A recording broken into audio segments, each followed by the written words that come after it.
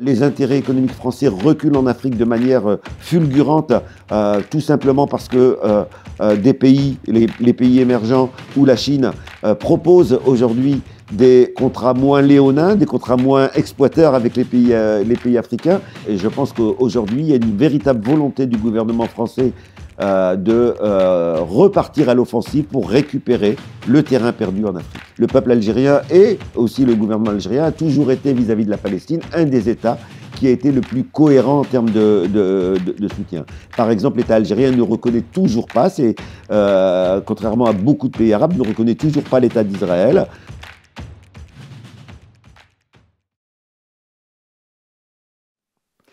Bienvenue sur Forum, l'émission qui montre la réalité de l'Europe derrière les discours officiels, avec Saïd Bouamama, l'auteur du manuel stratégique de la Palestine et du Moyen-Orient. Et cette fois, on va creuser cette escalade entre Paris et Alger, les reproches dans tous les sens, les déclarations médiatiques, ça devient vraiment chaud.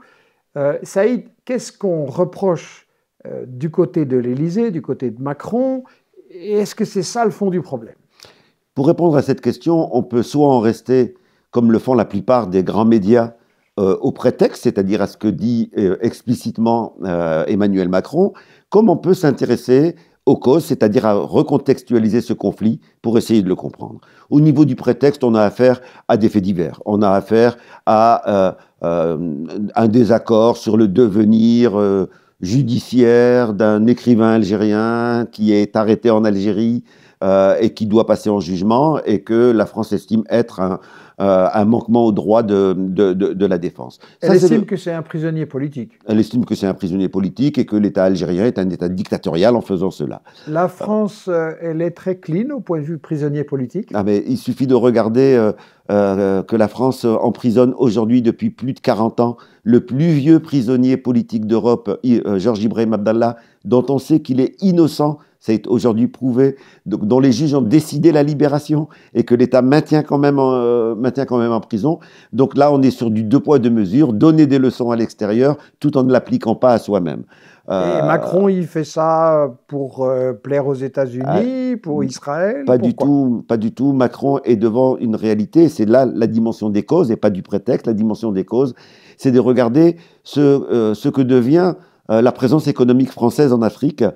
Nous sommes dans une étape de secondarisation depuis maintenant près d'une décennie de l'impérialisme français en Afrique. Il a été en Afrique de l'Ouest rejeté par des pays comme le Mali, par le Niger, par le Burkina Faso. L'armée française a été obligée de quitter également le Sénégal, également de quitter le Tchad. Au niveau économique, les intérêts économiques français reculent en Afrique de manière fulgurante, tout simplement parce que des pays, les pays émergents ou la Chine proposent aujourd'hui des contrats moins léonins, des contrats moins exploiteurs avec les pays africains. Bref, on a aujourd'hui des capitaux français qui sont en grande difficulté dans un continent qui a toujours été essentiel pour l'économie européenne et en particulier pour l'économie française. Et je pense que c'est la volonté... Essentiel pourquoi? Les matières? Alors, les matières premières, bien entendu. Par exemple, la perte du Niger, c'est aussi la perte d'accès à l'uranium. L'uranium qui est un des éléments incontournables pour la France. Et donc, il y a une volonté de reconquérir, de reprendre place. Et pour cela, donc de s'appuyer sur certains États. Et en ce qui concerne l'Afrique du Nord, de s'appuyer sur le Maroc pour contraindre l'Algérie soit à rentrer dans le rang, soit l'obliger par des sanctions, donc lui faire peur par des sanctions, pour qu'elle accepte de reprendre un lien privilégié avec la France. Et donc Macron reproche à l'Algérie de soutenir les pays qui veulent une vraie indépendance, comme ceux dont tu as parlé, Mali, Burkina, Niger et d'autres? Oui, Sénégal aussi. alors il y a cette dimension-là, et l'autre dimension, ça a été le soutien au peuple palestinien que l'Algérie a toujours tenu, ce qui n'est pas étonnant compte tenu de l'histoire de l'Algérie et de la dure lutte de libération nationale qui a été la sienne, du nombre de martyrs pour obtenir l'indépendance. Donc l'Algérie, le peuple algérien et aussi le gouvernement algérien a toujours été vis-à-vis de la Palestine un des États qui a été le plus cohérent en termes de soutien. Par exemple, l'État algérien ne reconnaît toujours pas, contrairement à beaucoup de pays arabes, ne reconnaît toujours pas l'État d'Israël. Donc il n'y a pas de lien diplomatique avec l'État d'Israël. Et donc ça aussi, ça fait partie de la volonté de faire pression sur le gouvernement algérien pour qu'il ait une politique plus conciliante. Et pour cela, on utilise tout. Il s'agissait effectivement de faire peur au gouvernement algérien. Et dans l'histoire, le soutien de l'Algérie aux Palestiniens, ça a été très concret? Oui, absolument. L'Algérie, c'est un secret de polichinelle, a contribué à l'armement de la résistance palestinienne. L'Algérie a participé à la plainte plus récente de l'Afrique du Sud auprès des tribunaux internationaux. L'Algérie a une activité diplomatique. Alger a toujours été un lieu pour les organisations de résistance, de siège des organisations de résistance. Bref, l'Algérie et la résistance palestinienne ont toujours eu un lien extrêmement important. Et donc ça énerve Macron et le régime français d'être comme ça accusés en quelque sorte du soutien à Israël? Absolument, et je pense qu'aujourd'hui, il y a une véritable volonté du gouvernement français de repartir à l'offensive pour récupérer le terrain perdu en Afrique. Mmh. Côté Bon, encore une question quand même là-dessus sur l'Algérie. C'est un pays intéressant pour des grandes puissances. Il y a des richesses naturelles, il y a certains secteurs économiques qui ne sont pas partis dans les mains des multinationales. Est-ce qu'il y aurait aussi l'idée de richesses sur lesquelles dont il faudrait s'emparer? Il y a deux dimensions qui sont incontournables. La première dimension, c'est de nouveau la place stratégique de l'Algérie. Contrôler l'Algérie, c'est contrôler la mer une partie importante de la mer Méditerranée. Les mers ont toujours une place particulière. La mer de Chine permet de contrôler une grande partie de l'Asie-Pacifique et ça explique une place particulière à côté des routes du commerce? Absolument, pour les routes du commerce. Et donc, le maîtrise de la Méditerranée a toujours été une préoccupation centrale de Paris. Et donc, un État indépendant, un État qui défend sa souveraineté nationale est quelque chose qui est embêtant pour les intérêts de l'Union européenne et les intérêts de la France. Ça, c'est la première dimension. Oui. Est-ce que Sarkozy n'avait pas, à un moment donné, fait un plan pour unir la France à certains pays de l'autre côté de la Méditerranée et faire un peu notre mer, Mare Nostrum? Justement, et de nouveau, on retrouve l'Algérie, puisque le projet de Sarkozy, c'était l'Union pour la Méditerranée, c'était la création d'une vaste alliance qui permettait d'intégrer Israël et donc de le reconnaître au travers d'une alliance économique avec l'ensemble des pays. Et un des pays qui a refusé l'Union pour la Méditerranée et qui a conduit à son échec, ça a été l'Algérie. Et donc de longue date, il y a une volonté de contrôler la région et de mettre l'Algérie sous domination et une résistance en Algérie de maintenir une politique indépendante et autonome. Les gens, la jeune génération, on va dire, se demande parfois pourquoi l'Algérie est tellement ferme, tellement résistante à la France néocoloniale, à l'Europe. Est-ce qu'il y a quelque chose dans l'histoire qui explique que cette résistance est plus forte? Alors, je parlais juste avant de la dimension stratégique de l'Algérie pour la France. Cela date de 1830. Et cela va expliquer le type de colonisation qu'a connue l'Algérie, qui est une colonisation de peuplement, un peu comme ce que vivent les Palestiniens aujourd'hui avec Israël, colonisation de peuplement qui inévitablement est tendanciellement génocidaire. De peuplement, c'est-à-dire quoi? C'est-à-dire remplacer un peuple par un autre. C'était le projet, contrairement à la colonisation au Mali ou au Niger, en Algérie, il s'agissait de remplacer le peuple algérien par des migrants venant d'Europe, de France d'abord, et puis ensuite du reste de l'Europe. Et cela, ça va conduire à un génocide. De 1830 à 1848, un tiers du peuple algérien disparaît. Et ça, c'est quelque chose qu'on ne nous apprend pas dans nos livres d'histoire, mais des débuts de la colonisation à l'indépendance, ce sont des millions d'Algériens qui ont été tués. Chaque famille porte dans son histoire, dans sa trajectoire, dans ses réactions, porte quelque chose qui est en lien avec la colonisation. Rien que la dernière séquence, qui est la séquence des 8 ans de guerre pour l'indépendance, cette dernière séquence, rien que celle-là, c'est près d'1 million de morts. Il n'y a aucune famille qui a été préservée. C'est dire que le lien avec la question de l'indépendance nationale est un lien qui est épidermique. C'est un lien qui réveille des traumatismes coloniaux et c'est un lien qui amène inévitablement à mettre de côté un certain nombre de divergences pour préserver le pays par rapport à l'extérieur. La conscience anticoloniale est ancrée dans les histoires familiales. L'Algérie est un des pays qui a souffert du colonialisme le plus brutal. Absolument, ça a été un des pays qui a, au regard de sa population, a le plus payé, tout simplement parce que c'était une colonisation de peuplement. Toutes les colonisations de peuplement aboutissent à ce type de résultat. Or, il y avait des richesses agricoles, il y avait toute une activité agricole. Quelle a été l'attitude du colonisateur par rapport à ça? L'attitude initiale est une attitude de remplacer les paysans algériens par des paysans européens. Devant la résistance du peuple algérien, devant la bataille démographique, c'est une des réactions, comme en Palestine aujourd'hui, une des réactions des colonisés, ça a été de compenser leurs pertes par des naissances extrêmement importantes. On voit les courbes démographiques la démographie devient une forme de résistance. Eh bien, on est passé à un autre modèle qui était un modèle d'exploitation de la force de travail paysanne.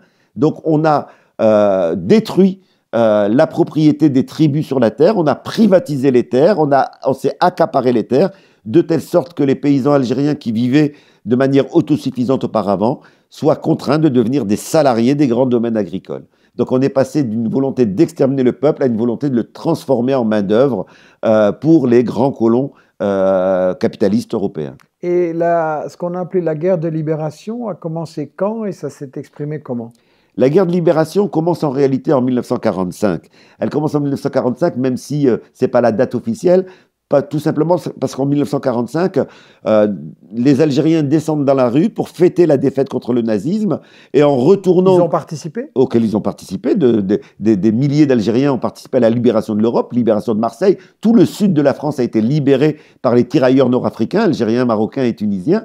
Et donc ils rentrent au pays en ayant entendu les discours qui ont été tenus contre l'oppression nationale nazie, pour la libération nationale française, et ils disent « nous voulons exactement la même chose que les résistants français, etc. » Et là, on les massacre, 45 000 morts en mai 1945, le 8 mai 1945, 45 000 morts, et donc ça va créer les germes de la lutte de libération nationale, là, de très nombreux Algériens décident d'entrer dans la lutte armée. Il faudra 9 ans de préparation. En 1954, éclate la guerre de libération nationale et elle éclate en particulier parce que les Vietnamiens ont battu les Français à Dien Bien Phu et les Algériens se disent mais c'est ça le chemin qu'il faut emprunter. Et ça va être le début de 8 ans de guerre contre une des armées les plus importantes du monde et un peuple qui n'a pas d'armée devient vainqueur d'une des principales puissances militaires. Ça a été une guerre très très dure. Oui, je vous dis, 1 million de morts, près d'un tiers de la population algérienne déplacée, mis dans des camps de regroupement. Ça a été une véritable destruction de tout le tissu social algérien. Et contre l'Algérie, est-ce que c'était seulement la droite coloniale ou est-ce que la gauche française, comment elle a réagi par rapport à la volonté d'indépendance? On a eu 2 types de positions. On a eu un premier type de position qui était minoritaire, qui était le soutien à l'indépendance de l'Algérie, qui va aller en grandissant après, et qui va aller en grandissant en particulier, malheureusement, quand les premiers cercueils français reviennent en France. Il va falloir attendre qu'on se rende compte que ce qui se passe en Algérie, ça coûte, et donc que des soldats français soient tués lors de cette guerre, pour que l'opinion commence à se poser la question, est-ce que ça vaut le coup d'envoyer nos enfants pour les intérêts de colons qui sont soutenus par l'État français. Mais la position majoritaire, y compris à gauche, a été une position qui, pendant longtemps, a réclamé une colonisation humanitaire, comme si cela était possible. Autrement dit, face à la revendication d'indépendance, on disait, bon, vous avez raison de vous révolter, la colonisation va trop loin, on va lui demander de s'améliorer et de se calmer. Mais il était bien entendu trop tard. Un peuple qui a ouvert les yeux ne les referme pas. Et je me souviens personnellement, quand dans ma jeunesse, j'ai commencé à militer, j'ai rencontré ce qu'on appelait en Belgique des porteurs de valises, parce qu'en France, la situation, évidemment, était très difficile pour la résistance.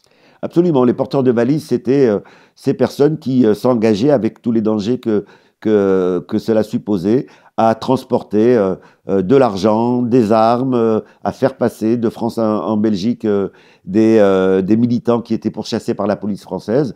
La Belgique a joué un grand rôle, comme l'Italie, les militants. Hein, quand je dis la Belgique, c'est pas l'État belge, c'est les militants ont joué un grand rôle pour permettre l'activité du mouvement de libération nationale en France. Mhm. De Gaulle, qui avait donc dirigé la résistance française contre le fascisme, était plutôt colonial au départ. Il a essayé de garder le colonialisme qui rapportait à la France. Oui, alors ça fait partie justement de la nécessité, quand on évalue un homme politique ou une politique, de bien regarder l'ensemble de ce qu'il a fait. Ici, De Gaulle peut apparaître en Europe, il peut apparaître comme celui du 18 juin, celui qui a contribué à la résistance contre les Allemands. Si vous posez la question au peuple d'Afrique, et en particulier au peuple algérien, De Gaulle apparaît comme un assassin. De Gaulle apparaît comme celui qui a ordonné des politiques de répression et des politiques de bombardement au napalm, etc. Bref, De Gaulle doit être resitué dans l'ensemble de son contexte. Pour nous, en Algérie, et pour le peuple algérien, et pour tous ceux qui connaissent la colonisation, De Gaulle est partie intégrante du projet colonial et de sa répression. Mais finalement, il a compris que c'était perdu, et malgré l'OAS et le terrorisme français, il a reconnu la défaite. De Gaulle s'est retrouvé devant une situation dans laquelle soit il acceptait de tout perdre parce que la radicalisation, il n'était plus possible de vaincre militairement la résistance algérienne, soit de tout perdre, soit de s'adapter. Il a donc décidé, pour maintenir un certain nombre d'intérêts économiques, de négocier avec les résistants. Il a négocié quoi? Il a négocié la possibilité pour l'État français de continuer ses essais nucléaires, qui étaient pour la France une dimension qui était au cœur de ses préoccupations, puisque c'était ce qui permettait à la France de rester une grande puissance. Les résistants algériens ont accepté cette condition parce que pour eux, ce qui était essentiel, c'était l'indépendance. Ils l'ont accepté pour un temps. Ils ont accepté également un certain nombre d'accords sur l'exploitation du pétrole, qui était également une dimension importante. Pour les Algériens, ils l'ont accepté comme dimension momentanée. Mais cela, si j'explique cela, c'est que ça va expliquer des crises qui vont venir après avec l'Algérie. Par exemple, quand les Algériens vont, dans les années 70, dire « Bon, maintenant ça suffit, on a certes passé des accords pour que les entreprises françaises exploitent le pétrole algérien, mais maintenant nous voulons l'exploiter pour notre propre compte. » Et donc quand l'Algérie nationalise le pétrole, les entreprises de pétrole, eh bien on va avoir un moment de crise extrêmement important, d'un niveau de violence aussi important que ce que nous connaissons aujourd'hui dans la dégradation des relations franco-algériennes. Bref, à chaque fois que l'Algérie a voulu reprendre des éléments de concession qu'elle avait été amenée à faire au moment de la négociation de l'indépendance, eh bien, on a eu un degré de dégradation des relations franco-algériennes. L'indépendance de l'Algérie, elle survient à un moment où il y a une décolonisation en Afrique, en Asie, dans l'ensemble du monde, la fin du colonialisme, et l'Algérie va être un peu un refuge et en même temps un des moteurs de la lutte anticoloniale. La radicalisation de la lutte en Algérie est liée à la dureté de la colonisation française, mais elle va du coup porter aussi, l'ampleur des dégâts porte aussi des revendications populaires qui sont extrêmement importantes. Je dis souvent de manière récurrente que en 62 en Algérie, tout le monde se revendique du socialisme. Autrement dit, au-delà de l'indépendance, c'est l'accès à l'école, l'accès à la terre, l'accès à la santé. C'est ça qui était porté. Et ça va expliquer les premières années de l'Algérie indépendante qui vont connaître un progrès économique et social extrêmement important pour le peuple algérien. Le niveau de vie augmente énormément, la population est mobilisée, etc. Et cette dimension-là va être également au niveau international. L'Algérie défend au niveau international, l'Algérie indépendante défend au niveau international une politique de soutien aux peuples qui sont encore colonisés. L'Algérie finance et donne des armes aux indépendantistes de Guinée-Bissau, en Afrique du Sud, les militants anti-apartheid, etc. L'Algérie est considérée à l'époque, l'expression qui était utilisée, c'est l'Algérie est la Mecque des révolutionnaires. Autrement dit, dans les rues d'Alger, dans les années 70, vous pouviez croiser Che Guevara, Amilcar Cabral, bref, tous les leaders de ceux qui symbolisaient des luttes pour l'émancipation. Est-ce que ça explique les malheurs qui vont frapper l'Algérie dans la période suivante? Je crois que dans les années 80, la décision de contre-attaquer par rapport à tous ces progrès des mouvements de libération nationale va être prise au plus haut sommet des États dominant le monde. On va avoir toute une série de stratégies qui vont être mises en place de déstabilisation. Parmi ces stratégies, l'une d'entre elles, pour pousser l'Algérie à privatiser ses entreprises nationales, pour pousser l'Algérie à devenir plus conciliante au niveau international, passer au néolibéralisme, va être d'instrumentaliser l'islam, et on va avoir l'apparition du terrorisme en Algérie.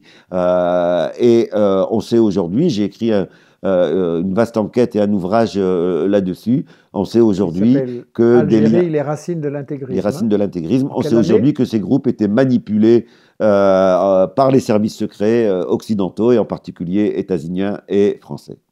Donc là, tu es en train de nous dire que ce que les gens connaissent plus ou moins, les États-Unis finançant Ben Laden en Afghanistan et puis utilisant Al-Qaïda en Libye, Daesh en Syrie, l'Alger a été une répétition de ça? Alger a été un des premiers terrains. Afghanistan et Algérie ont été les premiers terrains d'expérimentation de cette déstabilisation d'État avec un discours soi-disant religieux. Macron peut-être aurait intérêt à ouvrir un peu les dossiers de l'histoire et peut-être un peu plus de modestie par rapport à tous les crimes de la France. Absolument, et je pense qu'on va aller dans les mois qui viennent soit vers une rupture totale, soit vers une compréhension des conséquences extrêmement importantes pour l'économie française de ce conflit. On a d'ores et déjà des réactions du gouvernement algérien qui sont des réactions de tout simplement réorienter les échanges économiques. Par exemple, un grand plan économique en Algérie et la question de l'autosuffisance alimentaire. Pour la première fois depuis longtemps, on a un gouvernement qui a décidé en l'espace du court terme, en l'espace de quelques années, de construire l'autonomie alimentaire avec des plantations de milliers d'hectares dans le désert avec des techniques d'irrigation contemporaines. Les contrats étaient auparavant orientés vers de nombreuses entreprises françaises. Là, quasiment l'ensemble des contrats sont réorientés vers l'Italie ou vers d'autres partenaires. Se détourner des multinationales occidentales? Absolument, c'est un des choix. C'est possible aujourd'hui parce que le monde a changé aussi. Il a changé aussi parce que le développement de la Chine, des pays émergents, permet aux pays indépendants de ne plus être dans un face-à-face avec leurs anciens colonisateurs. Auparavant, le champ des possibles en termes d'accords économiques, le champ des possibles en termes de contrats techniques était limité à un certain nombre de grandes puissances. Aujourd'hui, le développement de la Chine, le développement du Brésil, le développement de l'Afrique du Sud permet d'élargir le choix des partenaires possibles. Mais si l'Algérie devient plus indépendante, est-ce qu'elle ne risque pas ce qu'on appelle un regime change, une sorte de coup d'État en douceur, comme les États-Unis font, parfois la France aussi? Bien entendu que ce danger existe, et bien entendu que ce danger sera contrecarré par la capacité du gouvernement algérien à assurer un minimum d'égalité sociale, de telle sorte à ce que le peuple reste uni autour d'intérêts patriotiques. C'est ça qui va faire la solidité d'un État à résister aux ingérences extérieures. Beaucoup d'États subissent aujourd'hui des ingérences extérieures. Certains résistent, d'autres non. Qu'est-ce qui fait que certains résistent et d'autres non? Je pense que ce qui fait que certains résistent, c'est le degré de politique sociale à l'intérieur. Quand la politique sociale est suffisamment distributive et suffisamment égalitaire, eh bien, le peuple n'a aucune raison de se détourner de la défense de son gouvernement qui est soumis à danger par l'ingérence. Et est-ce que, en plus de cette dimension sociale pour le soutien populaire, est-ce qu'une stratégie dans la bataille de l'information n'est pas nécessaire aussi? Est-ce que l'Algérie et d'autres pays qui sont dans le collimateur, il y a des progrès à faire en matière de la communication vers les pays d'Europe d'où partent les menaces?